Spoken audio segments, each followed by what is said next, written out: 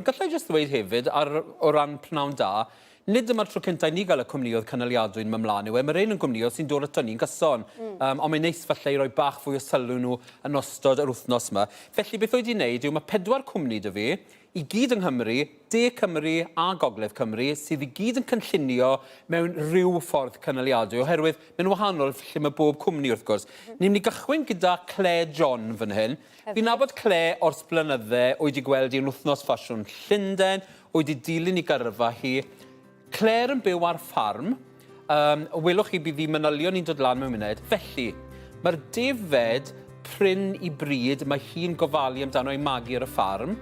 I gwlan nhw sy'n cael ei greu mewn i'r defnydd, mae Clare wedyn yn gwneud y dillad i ohoni nhw. Felly, os chi'n chwilo am lle mae rhywbeth wedi teithio, wel, lle mae Clare yn y cwestiwn, so wedi teithio hanner milltir. Oherwydd mae wedi dod o'r ca a cael ei gnifo a mae wedi cael ei greu'r dillad. Mae Clare yn arbenigo mewn dillad cefn gwlad. Maen nhw'n draddodiadol, ond gyda twtch o gynllun. Mae wedi gwisgo pobl fel Camilla Parker Bowles. Mae'n nymal iawn, mae'n gwisgo yr ambassador, y lady ambassador yn rhoi frenhinol. Felly, mae dilyniant mawr dau. Mae Clare ar ei gorau i fi pan bod pobl yn mynd i rhasys Cheltenham. A maen nhw'n gwisgo dillad Clare o'r hediau mawr, mae llawn pli. Hon yn hyfryd, jacket fach sydd byth yn mynd i ddyddio, fel ni'n gweud 100% yn o glân. Mae manylion hyfryd ar y boced, lle mae wedi cael ei paipo, botymau lliw gwahanol. Nawr, does dim rhaid bod chi'n mynd am y cyfan gwbl mewn un ffordd fel i ni wedi gwneud. Fan hyn, i di matcho popeth yn berffaith. Ond, mae fe'n edrych yn slick. Beth byddwn ni'n awgrymu yw hyn? Maen nhw'n ddillad ryd sydd wedi cynllunio i bara oes. Felly, dim ond bod chi ddim yn dod i gormod o bwysau ynddo. Maen nhw'n wedi bara. A mwna dod o thrwy'n sydd yn colli pwysau, dod i pwysau nôl arno'n rwydd iawn. Hefyd, wrth gwrs, bod chi'n gofalu amdano nhw, fel ni wedi sôn dydd Mawrth yn y raglen, mae ffordd o edrych ar ôl popeth fan hyn. Ond bydd so ddim yn un darn falle blwyddyn yma, blwyddyn nesaf, felly mynd am darn arall. A maen nhw gyd yn gweithio â'i gilydd yn berffaith oherwydd hi sy'n creu nhw gyd. Wych. So mae'n arall dyn ni nawr yn dod o Clare, diolch Nest. Diolch. Mae Justine dyn ni nesaf nawr, lle mae cot siap wahanol. Nawr, pan o'n i sôn am fynd falle i rhasys o pethau, chi'n meddwl am rhywbeth fel hyn, ond o'n i'n mynd gychwyn ar y pen, oherwydd, unrhyw un sydd yn byw'n gefn gwlad, adeg mae'r flwyddyn, chi'n gwybod pa mor o'r mae fel bore yn y man, os chi'n mynd mas. Fel lle ddechmygu, os fi'n gweld llunio Clare allan yn ei jacket mae hi wedi creu, yn edrych ar ôl y defed, yn gwisgo un o'r earmuffs yma fan hyn, oherwydd maen nhw'n gadw chi'n greu. Ac wrth gwrs, y reswm am y earmuffs, gwastraff. Pan mae'n torri patrymau ar gyfer y cote, does dim byd yn wastraffus oherwydd o'r darnau sydd ar ôl, mae Justine yn gweithio ar y botymau fan hyn. Dewn nhw nawr, diolch Justine. Mae'n creu sgyrtiau bach byr, pan maen nhw'n fyr. Oherwydd, falle yna gyd o ddefnydd oedd ar ôl torri pethau eraill. Yr un peth gyda'r hediau mae'n wneud a bob math o bethau. Hefyd, pobl lleol yn gweu y jwmperi sydd unwaith eto wedi cael ei lliwo gan lliwiau naturiol sy'n dda mewn amgylchedd.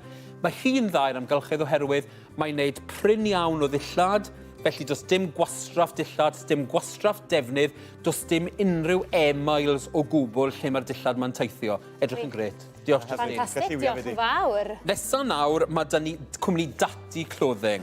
Nawr, mae'r ddwy chwaer, Sara a Julia, yn cynllunio dillad yn ei studio yn Gaerdydd, The Sustainable Studios, pob math o gwmnioedd cynaliadwy yna.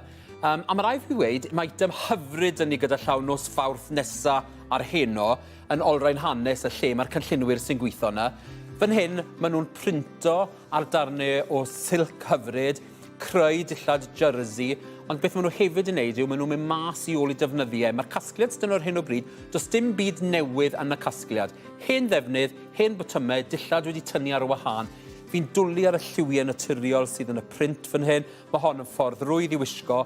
Mae ar gyfer y ddau rhyw. So, ta beth i chi, bachgen merch, neu fel i'ch chi'n disgrifio chi'n, mae modd gwisgo'r dillad. Mae rhywbeth yn y casgliad ar gyfer pob un. Maen nhw'n galw nhw'n unisex ar gyfer hyn, ar gyfer gymaint o bethau. Ond fel gallwch weld, yn gyffyrddus iawn i wisgo fan hyn. Yn cael ei greu mewn studio yn Gaerdydd unwaith eto. Does dim teithio'r dillad, does dim gwastraff i'r dillad o gwbl. Mae bob un darn bach sydd ar ôl o'r defnydd yn mynd i rwle. A fan hyn, maen nhw wedi dod i fe wedyn wrth gwrs, fel gallwch chi weld, a'r patches bach ar y trwsau. Mae'n mor glefer, ond yw e? Diolch, Lorys. Ac yn ola nawr, mae dyn ni Gabriella.